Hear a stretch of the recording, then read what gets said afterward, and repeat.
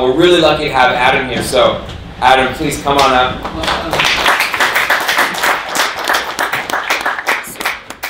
30 minutes. And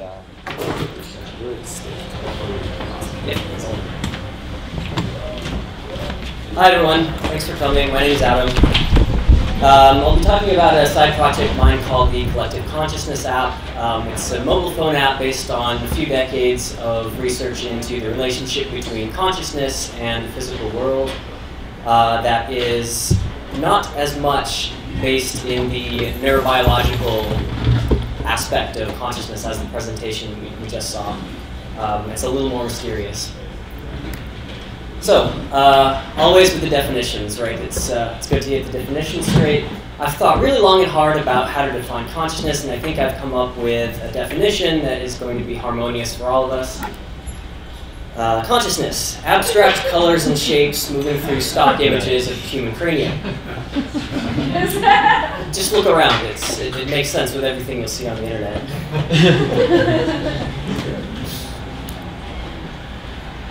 Okay, so the Collective Consciousness app, it's not out yet, but I've been working on it for a few years. It'll be out later this year. It's basically the world's largest consciousness research experiment. And it's perhaps one of the first examples of what's called mind-matter interaction as a potential form of a new kind of technology.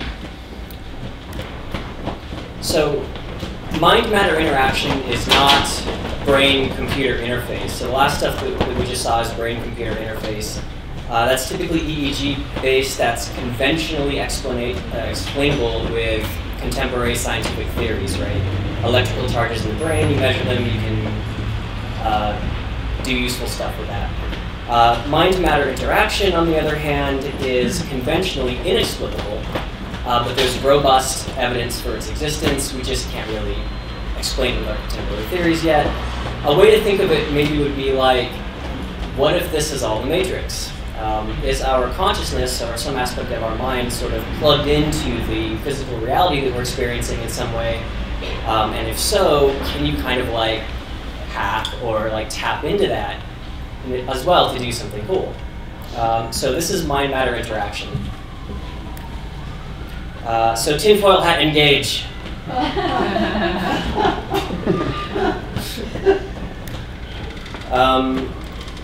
When I was in high school, like 13 years ago, I stumbled into this laboratory at Princeton called the Pear Lab, which was founded by the dean of the School of Engineering, and he was looking at this question of sort of, do we live in the Matrix, and if so, can we test it? And one of the ways that he set up to test this was to use what's called a true random number generator. And a random number generator is based on some physical process, typically a quantum process. It doesn't have to be, but it's usually that way. That converts these random physical phenomena into a series of ones and zeros. So you have this random number generator, looks like this from the 80s. And it's measuring quantum events, for example, and it's producing a stream of totally unpredictable, unaffectable ones and zeros. You know, 1, 1, 1, 0, 0, 1, 1, 0, 0. And over time, you get a nice, steady baseline, which is the middle one here at the blue line. If you leave this random number generator to do its thing and run, you get to sort of even, predictable series of ones and zeros. Until you get somebody into the lab and you tell them to attempt to affect the machine to produce more ones or more zeros using only their intention. And weirdly enough, it seems to work. The green line, for example, would be a case where somebody is instructed to think that the machine produced more ones. And the red line would be where they're instructed to think low or more zeros, and this is what happens. And it's not a statistical fluke, obviously. You do enough of this, calibrating in between, and you have effect sizes that are well beyond anything that's like on the border of statistically likely. Odds and chance of one in billions, it's quite high. So this is really curious, right?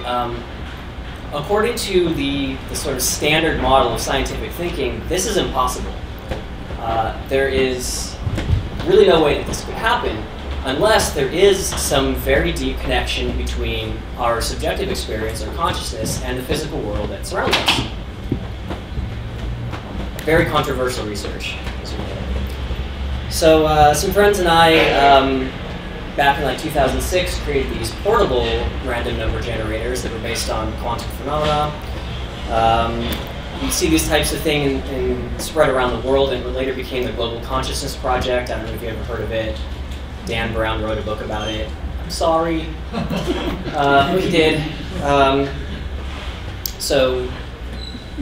So after we have these 3 decades of work at Princeton and many other laboratories that are showing that there's this intention-based correlation to the output of random physical number generators, another colleague at Princeton thought, well, what if we take random number generators and we spread them around the world? Could we kind of like get some picture of what's going on in terms of global consciousness? So he did that, and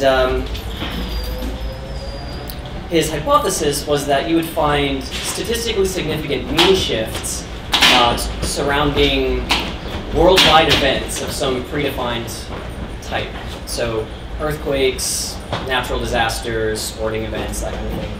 Most famously, maybe you've heard of this, on September 11th, about 70 REGs around the world produced this synchronous spike of data, of mean shift, actually just a few hours before the plane struck the towers. So, you know, a lot of people were thinking, is this some type of evidence of like collective unconscious, like being a real thing or something like that? It remains an anomaly. I mean, no one knows what's going on, but it's very statistically significant. If you look at the overall data from the Global Consciousness Project thus far, the odds against chance are 1 in 100 billion. Not a fluke. So, here we are today, and an idea I had a few years ago was, what if we could put real physical random number generators inside people's smartphones? And they'd have this kind of constantly running in the background in their pockets with them, sending data remotely to a central server where we could analyze it and look with a much larger data set in a much more granular capacity at whether or not there is such a thing as collective consciousness as we're measuring it. So thus was born the Collective Consciousness app. These are a few screens. You can kind of see that there's a sort of random number generator looking graph there on the right. How it works, basically it's kind of a novel method of sampling the least significant bit in the accelerometer of the phone, and then doing some standard processing on it to get pretty solid physical random numbers. More screens, we just saw that. Oh, okay. So when the app is downloaded, it's converting physical processes inside your phone into this random number generator. It's supposed to be purely random, but the theory goes that in times of like worldy, like, you know, when you're experiencing sort of emotionally resonant situations, you might have an effect on this device that can be measured. Everybody's phone periodically will send data to the servers where we can get sort of a browsable picture of what potentially global consciousness is doing at that moment. And we could conduct really worldwide experiments. For example, one of the ones that we're planning to do is to conduct coordinated meditation sessions. So with people who have the app. So we look at people who meditate at over a certain predefined 20-minute period, and we'd see if there's any anomalous mean shifts that correspond to that meditation versus the control being everybody else. It's got the usual accoutrement of your typical mobile app, like the social network there, where you can follow people and talk about consciousness. Everyone has their theory about what consciousness is. They love to share. The app will give you push notifications when there's interesting events happening measured by a random number generator. So if there is some type of I don't know, like mass precognitive effect going on here, like in 9/11. You can get push notifications that might correspond to something in your life. We're not really sure. So thus can we define what you might call a consciousness technology. So I would say consciousness technology, at least in this sense, would be methods or devices that utilize mind-matter effects for some user benefit. So I'm saying that mind-matter interaction might form the basis in this way of some type of useful consumer technology. A couple of years ago, some friends and I were toying around with what we later called sync text, which is synchronicity in text messaging. And am I on time? Okay. We took one of these random number generators and we hooked it up to our servers out in California. We were still back in Princeton. And we set it up such that when there was an unusual mean shift in the random number generators, when it behaved in a way that it shouldn't, it would randomly select a message from a set of text messages and send it to our phones. So we should have been getting these messages at totally random times that may or may not have any meaningfulness to what we're doing or thinking. Just coincidence, but what we found is that actually these messages seem to be really prudent and synchronistic to what we were doing or thinking at that moment. So we created a novel web app that allowed people to sign up for this thing and get these random number generator controlled messages as text on the phone, just to see if there's anything maybe deeply consciousness-based about synchronicity, or if it's just all coincidence. So today, there's thousands of people have tried this. I think right now there's a few thousand people who are paying for this service because they like it that much. Before I came over here, I just copied a few of the stories that people had opted to write about their experiences in the past few weeks with this synchronicity random number generator messaging service. The message was, if we fall, we don't need self-recrimination or blame or anger. And the story, I got this sync text after admitting to someone that I had lied to them. You should cherish the wisdom offered by those you respect. I was just considering some advice my grandmother gave me before this came through. What a wonderful event. This person is not worthy of your trust. I got this alert when I was meeting with my boss. I felt she was being deceitful. She was talking about giving me a raise. I didn't believe her, as if she was trying to coerce me into demoting myself. 4 days later, she did it for me. What a jealous person. Needless to say, I left for bigger and more wonderful things. I've got a lot of these. Sketch it out. I turned on my laptop trying to write a methodology for my report. After only 4 minutes, I received this. So the types of experiences that people are having seem to indicate that consciousness, our subjective awareness, may actually be involved in, at least at a very, very low or basic level, in the kind of the formulation of the physical world around us. We're all kind of aware that there is a sort of a mind-body connection, right? You could maybe think of this as a mind-body connection that doesn't stop at the body. So this has potential other applications too.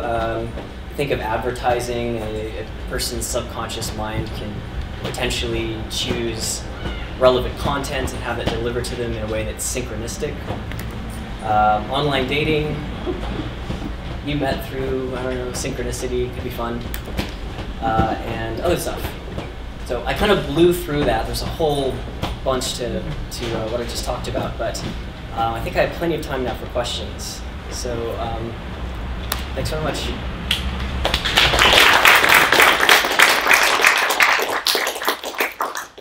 That's great. Do you have ideas of what you'd like to try and accomplish in the long game? Not when your actions out further down. I'm kind of curious where you'd like to see this go. In terms of applications? Yeah. Well, in terms of your application, once your application comes out, you start to get all this data. What I really want to... Where do you want to go with it? I think maybe to...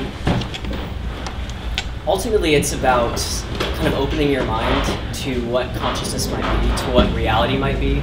And I think that the real benefit to this right now is just to give people a personal experience of that deeper question.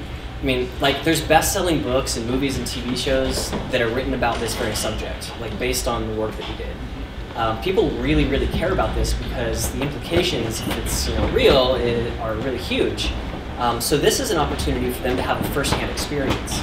So like my hope and my ambition with this is, in asking these questions, can we deepen the conversation about what consciousness actually is? Beyond that, there are potential technological applications, as I indicated.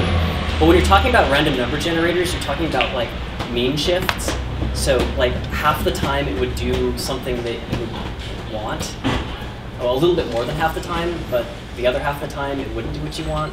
And technology is something that we become used to as working the same way every time.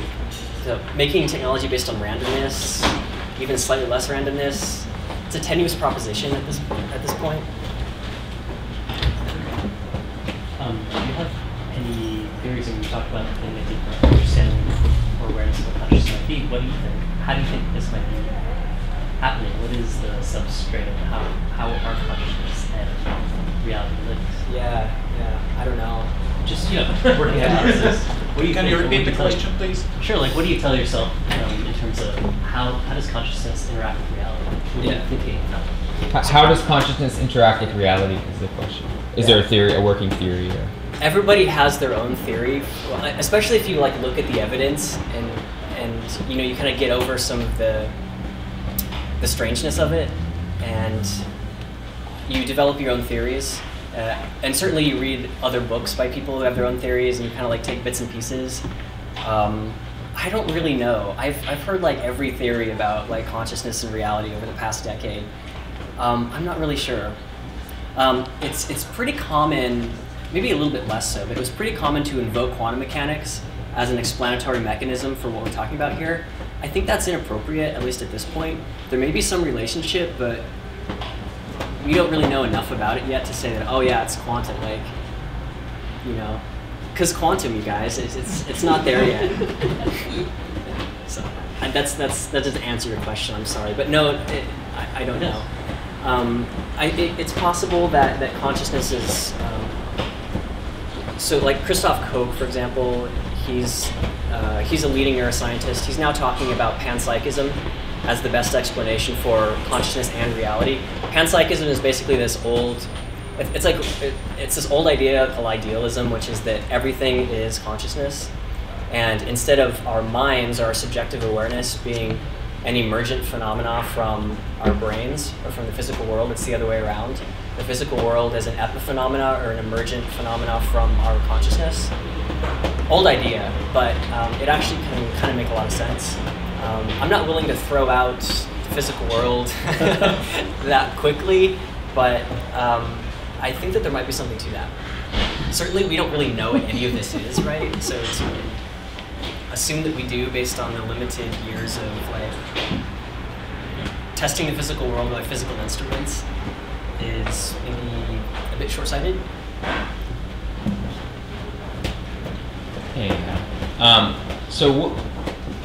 So it's really interesting. You have this statistical relationship that's really strong between the behavior of these random number generators and something. Is that well characterized, what that something is? Like, for example, is that, Yes. He's asking, like, basically, what is the consciousness condition that's related to or correlated to the output, the anomalous output of the random number generator? So why the 9/11 event as opposed to something else? Yeah. Again, it's like it's a thing that people are debating. Right. The one thing that we know for sure is that intention seems to do it, because that's just what's been tested in the lab. Mm-hmm. Personally, I believe that the reason why you have things like 9/11 and all this other stuff showing up in the random number generator stuff is that somebody along the line, probably one of the experimenters, set up an expectation that if they created random number generators to measure stuff and there was some big event, it's going to affect the random number generators. What's actually happening is they're affecting it because of the expectation that they have. It's working through, like, the subconscious effects seem to be the real driver of mind-matter interaction. It's not so much like conscious intention. And that makes experimenter effects a really big problem in this type of work. You have to control for the Big Bang, which is Yeah. very difficult. But more to your question, it's like, the funny thing is that if you have an expectation that somebody in a certain state of mind or doing something mentally is going to affect the random number generator, and you believe it, it tends to happen. So what's really going on there? What would you say is the main difference between the global consciousness concept versus the concept of just almost anything being a physical manifestation of our subconscious or something that's sublime? Yeah. So he asked, what is the difference maybe between the Global Consciousness Project and the idea that everything is like subconscious or subjective? You're saying for like it's almost the opposite. Like this is a physical manifestation of what we may desire or aim for. Or Okay. what is actually. Yeah, it's like a very spiritual sort of idea, right? Maybe, right? So what's the difference between the Global Consciousness Project and the idea that the reality that we're experiencing at this moment might be produced by some deeper aspect of our minds? They might be related. The Global Consciousness Project is just looking at correlations between aggregate random numbers and predefined events. You could go a step. Who did that? Predefined events.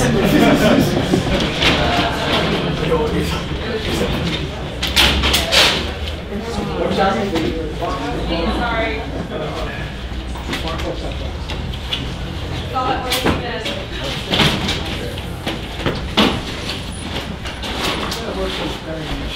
Oh, thank you.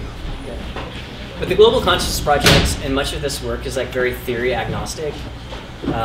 So you could maybe make that connection. The researchers don't. But I think it's up to you at this point.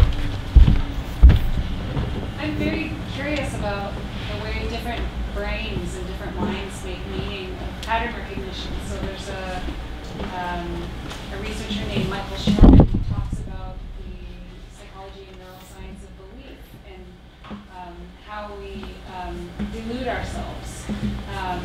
And I'm curious about the difference between the meaning-making of someone who's having a psychotic break and the meaning-making of an idiot savant who sees the connections in things in nature that other people don't necessarily see.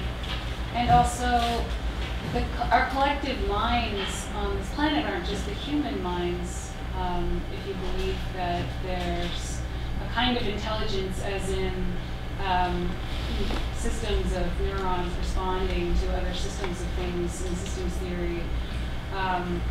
9/11 would seem like a pretty small event in the overall collective consciousness of the planet when we take in the other than human collective consciousness. Right.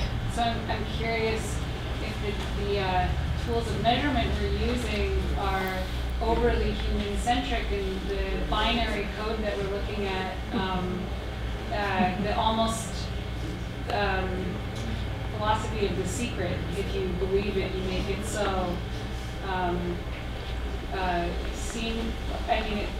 It's a pattern that we see, but can we look for patterns that other brains, other than the sort of mainstream mind, if we think we know what that is, might recognize as such?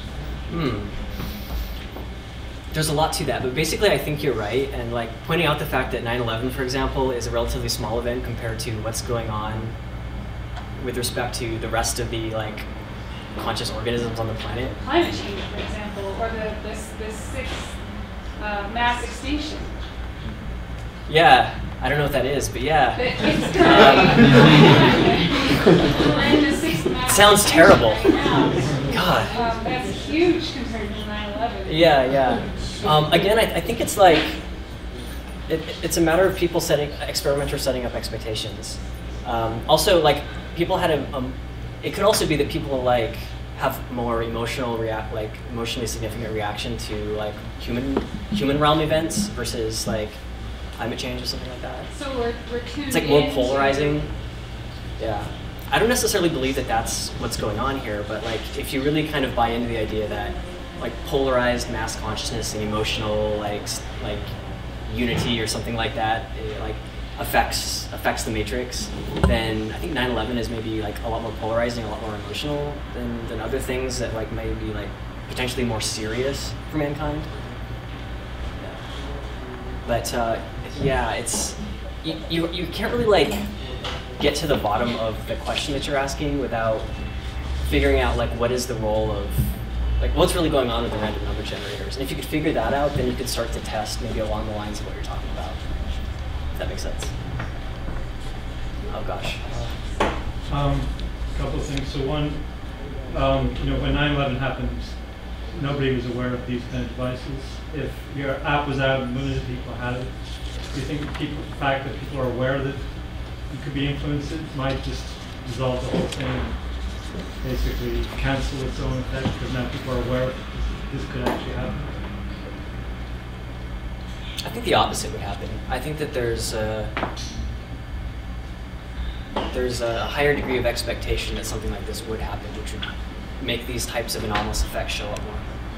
But it could be that, if you're waiting for something to happen and it doesn't show up, that's kind of something that happens to us a lot. I was under the impression that the 9/11 peak started before 9/11 events actually occurred. It did. It began a few hours before the first plane. So how would the researchers affect that if it was the researchers affecting, Right. let's say, people on the planes? So the some researchers would say that those researchers affected it using a retrocausal mechanism of effect. So, yeah. or it was precognitive. Well, it happens every other day, and just during that time window, it happens to be shown. So, for instance, the curious thing about this is when you look at using these RNGs as a proxy kind of for consciousness, when you start thinking, okay, wait, that's an indicator, but it's hard to say causal correlate here a little bit. And the challenge being, and the one contraindicator I'd be curious to see is, are spikes like that happening every other day? Oh no. So that's a complete unprecedented. outlier in that regard. Absolutely. So then moving this from kind of the correlate to the causal, if I'm understanding what you're saying, right, if you distributed random number generators in this room right now, like we have like a portable one you showed earlier, and you said to everybody, think about a really big number, is the idea that that would cause a really big number to occur in some, when now abstracting those RNGs into this other now random numbers, is that likely to happen? Because I would assume it isn't, right? Because I would assume the relationship's not causal. I'm just trying to understand how necessarily it's correlated, and if so, what is the, how is that actually working? Right, we don't know what the mechanism is, and so being able to measure something causal precludes us at this moment. Therefore, you have correlations measured in terms of probability against chance. Does that make sense? I don't understand what that means. So like, I'm trying to like put this into a practical setting, right? Because I look at that data you show on 9/11, I can't wrap my head around that, and I get like we don't need to explore that specifically. Yeah. But I'm curious in this room, how we could, if we were all using these devices, how we could use that in a way in which to either, I guess obviously the intention here is not to drive behavioral change or something like that. I'm just trying to understand what the practical implications of that are, other than we're just like, oh wait, all of a sudden the number went up, and we don't know why. Oh yeah, okay. So I think to derive some type of practical benefit from the research side of, like, say we all have this collective consciousness app, we all do a coordinated meditation, we see that there's a mean shift that is unlikely by the odds of 1 in 200. What does that mean? Well, it doesn't necessarily mean anything. But if there's a degree of buy-in that consciousness might be shaping the physical world, then that, sir, is evidence of that, if you related to it that way, right? Whereas if you lack that kind of buy-in, then it has really no meaningfulness to you at all. Okay, we can talk later if you want. Just a question on the accelerometer. Yeah. So have you calibrated that as an equivalent random number generator that can have mean shifts where people can do like in a pair lab where they maybe go more ones or more zeros? Has that been established? Yeah. The accelerometer is actually equivalent? Yeah. I mean, in terms of being a pure random number source, it's not quite as good as the laboratory quantum devices, obviously, but it's good enough. Certainly, you can still see effects correlated to consciousness.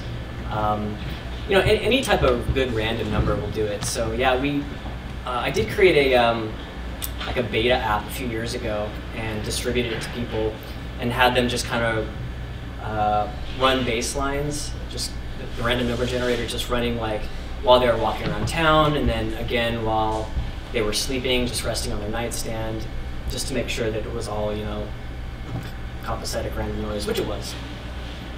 So how's that impacted by people actually moving their phones around? It's not.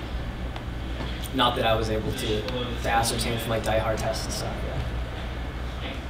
Yeah. Can you talk a bit about the dimensions of measurement that you tried? It seems like measuring the output of a single random number generator is kind of akin to measuring a single electrode in the EEG example. Like how many additional dimensions of whether you want to base it on quantum randomness or whatever the data source is, has there been any additional research with 6, 7, 10, 20 generators with Yes. different dimensions assigned to them? Thinking, let's start to play around with measuring more than just one particular kind of factor off of this. Yeah, there has been, but not enough. I think that would maybe be an interesting project to come out of the hacking consciousness discussions over time. One of the funny things is that this doesn't seem to be a signal-to-noise problem. So let's say if you had a random number generator that you seem to be able to affect 1 bit in 10. So I want more ones, and 6 ones and 4 tens are output, or 4 zeros are output. So okay, what if you had like a random number generator with 100,000 bits? Do you get 600,000 ones? And in that case, then your odds against chance are just like astronomical. It doesn't seem to be that way. The anomalous effects or correlations seem to be distributed over the whole population or the whole distribution, which is very different from the kinds of like signal processing things that we're used to. So that's kind of a mystery about this stuff that seems lodged more in consciousness than in the tools or the dimensions with which you would measure it at this point. Hi. So sorry I came in late. I'm sorry if you've already answered the question, but yes, I'm curious about your random number generator, so it's like a hard problem, right? Is to make a random number. And I think it's something that computer scientists have struggled with since the beginning of time. So I'm wondering, is your random number generator, either is the hardware or the software, like subject to the same rigor in peer review as, say, like random number generators in RSA or any kind of crypto? Yeah. So in the iPhone app, it's a physical random number generator. So you're looking at the least significant bit off of the accelerometer and doing some von Neumann processing. It passes like the die-hard tests. So in terms of like industry standards for random numbers, it's good enough. Peer review though. Peer review?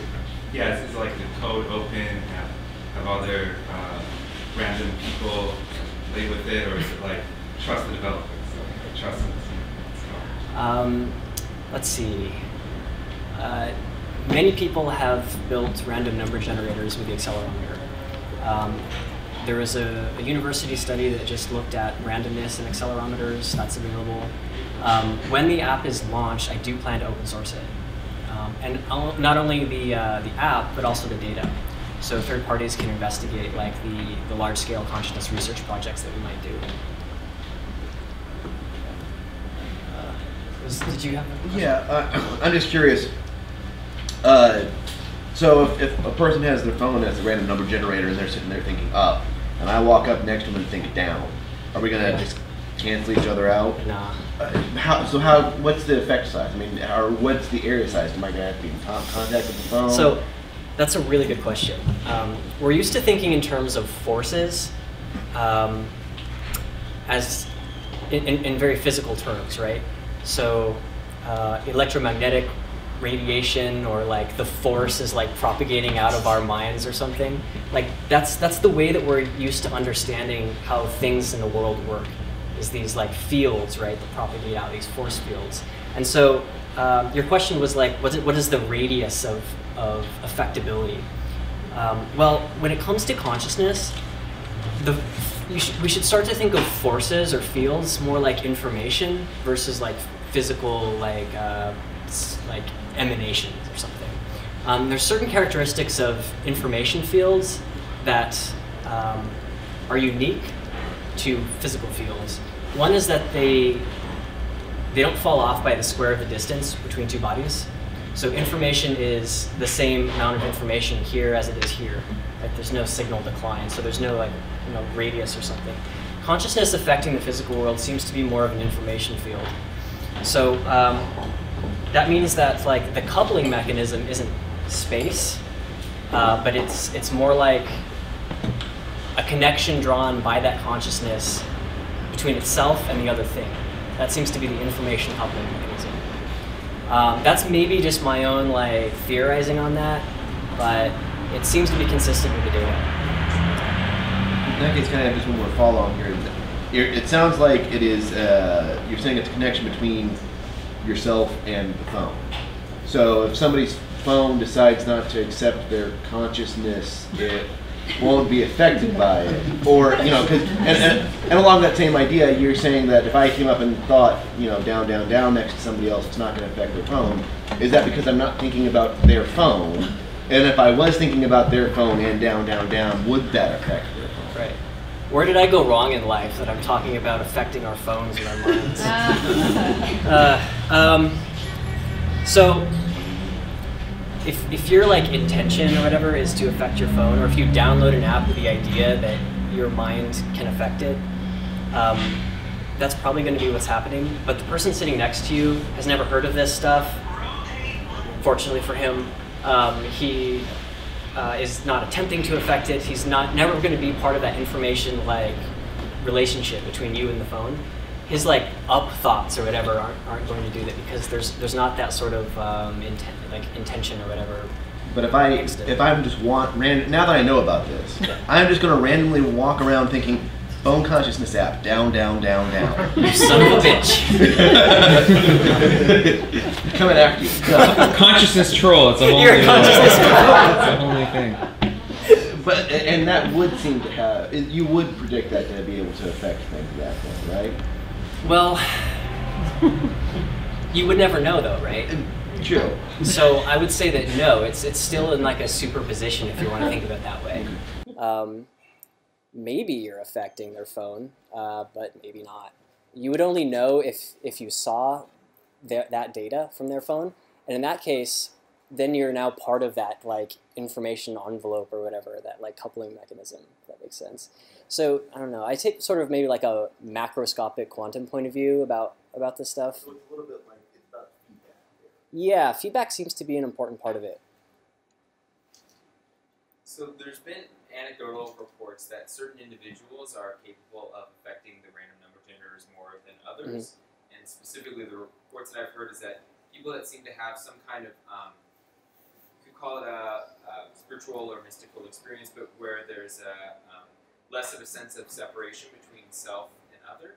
And I'm wondering if that's something you've observed, or if that's on your radar, and if in your app you're actually going to be taking more demographic information to try to figure out the relationship between other correlates, other aspects of a person, and how they change the numbers. I'm not, but the NSA will. You're welcome. So, two questions. He asked basically what kind of states of mind are useful to getting effects with random number generators. It's true that some people are better at it than others. Some people are much better. Some people have no effect. Some people have massive effect. Some people, like often very skeptical people, or those who have like a dog in the fight for this stuff all being phony, often they'll get a statistically significant effect in the direction opposite their intention. To argue that when the people who most vehemently play devil's advocate are the ones who most want to be convinced. They want to be convinced beyond a doubt that Yeah. they have in their mind. Like It becomes very important for them. Yeah. I get that for sure. As far as like states of mind that are good for getting effects, in the lab, how else can I describe this? But you guys know what I'm talking about when I say flow state. It's like that state of not trying but just doing, letting something happen. That's the state that people report they're in when they get really good results. Have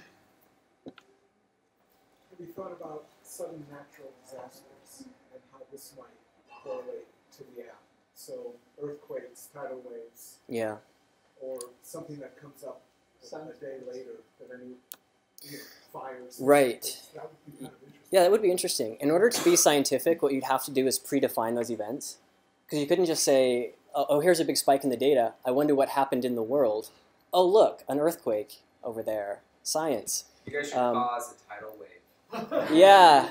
That's a good one, yeah. Well, 2000, you had the 9/11 on there, right? So there have been some statistically significant dates since then. Yeah. Typhoons, earthquakes, Yeah. things of that nature. Did they show any sort of correlation? They did. Yeah, for about 15 years, I think it has been.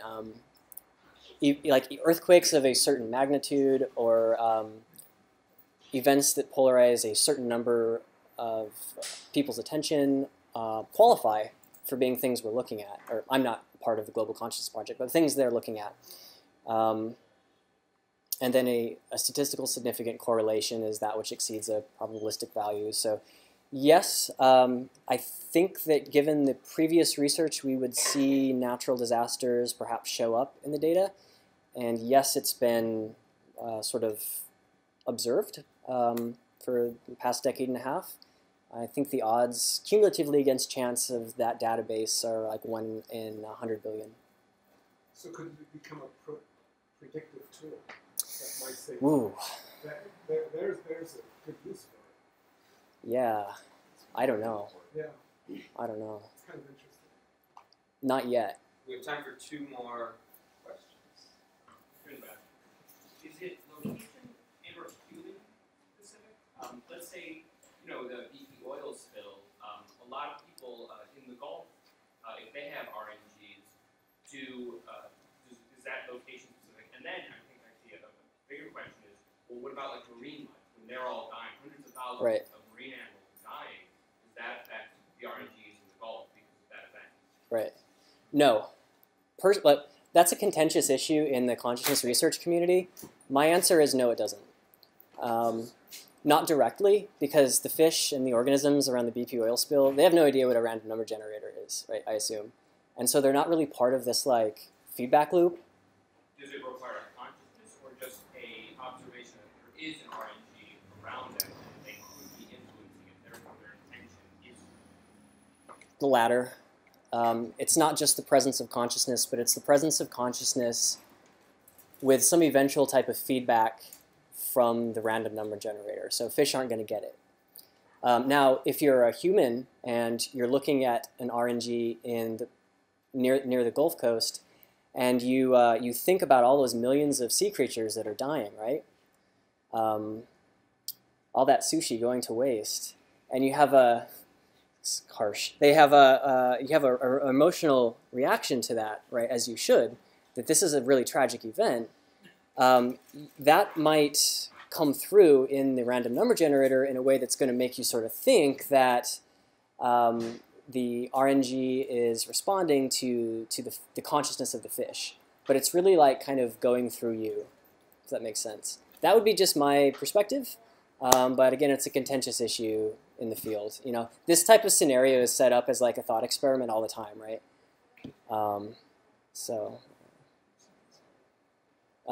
There have been experiments with animals that seem to indicate that they are themselves capable of like affecting the devices. But we can talk about that later.